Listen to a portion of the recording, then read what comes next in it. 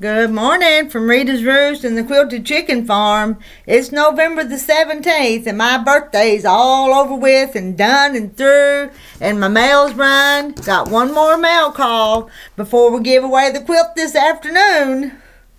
And I'll open these right quick and put the names in my can. And then I'll tell you about yesterday too.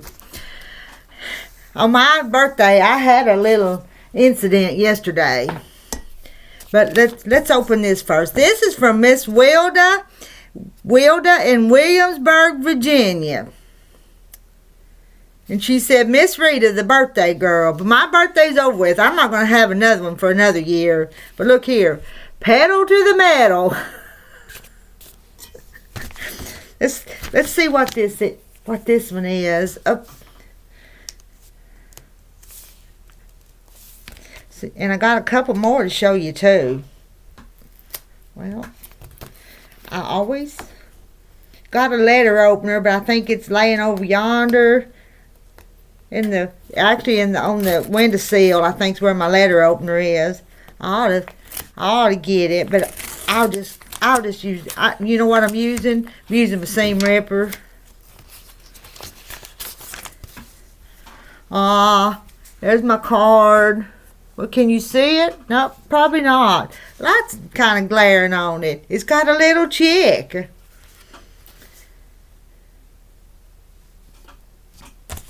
Oh, and just a birthday card. No recipes this time. Dear Miss Rita, there is no one else like you. You have gifts that only you can give the world. You have blessings others only can receive through you. The Lord designed every detail of who you are. He looks at you and loves you because you are His creation. Others look at you and love you too because they see who He has made you to be. Now, let's see, keep on doing what you have been called to do. You have no idea how much you are blessing the world. Happy 65th birthday. Love and birthday blessings, Wilda. Well, thank you, Wilda, for the sweet card and the sweet, kind words. I appreciate that. Y'all have made my birthday special, and I hope y'all, somebody, whoever it is this afternoon, gets a blessing from this quilt that I'm giving away for my birthday. And I've got another birthday card from Rowena. And then, and I've got another one there that I actually opened last night. It came late last night. Let me get ripping up the envelopes, but I have to hurry and get into them. Don't you hurry to get into some things? Oh, hey, do I wish you a happy birthday? I sure cock-a-doodle-doo. A friend is someone who strengthens you with prayers, blesses you with love, and encourages you with hope. I hope you have a happy 65th birthday and wishing you many more. I'm so glad I found you on YouTube. You are an inspiration and fun to sew with. Well, I tell you, get this birthday behind me. We're going to have some sew days planned, and I want you guys all to be here, okay? Will you promise me you'll do that? And this came last night, and I've cheated. I've already opened it, so I know what's in it. Reckon what that is. I've gotten so many nice things. I just can't begin to tell you. See that? It's a book.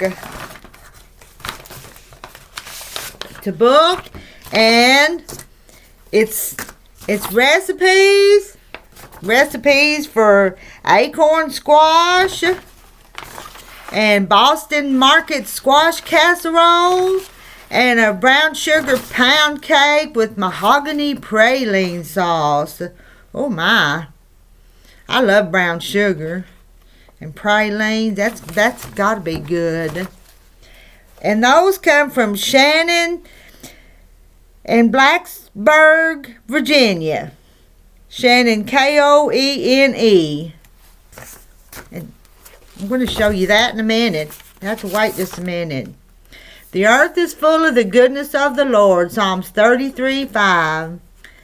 Happy birthday, Rita. I'm so happy to have found your channel. You brighten my day. I thought you would enjoy a copy of my family's cookbook that we put together to celebrate my grandmother's 100th birthday. She's now 103 and still going strong. So happy birthday and God bless from, let me make sure I'm reading that name right, Shannon. Let's see now. So this is the family cookbook. This is Shannon's family cookbook.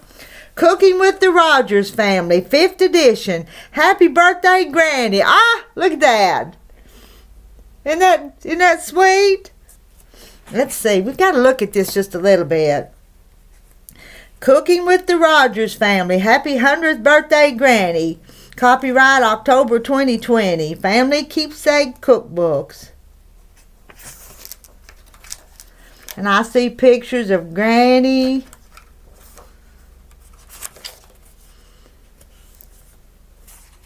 It's always been amazing to me what Granny could produce from cooking and baking on a wood stove.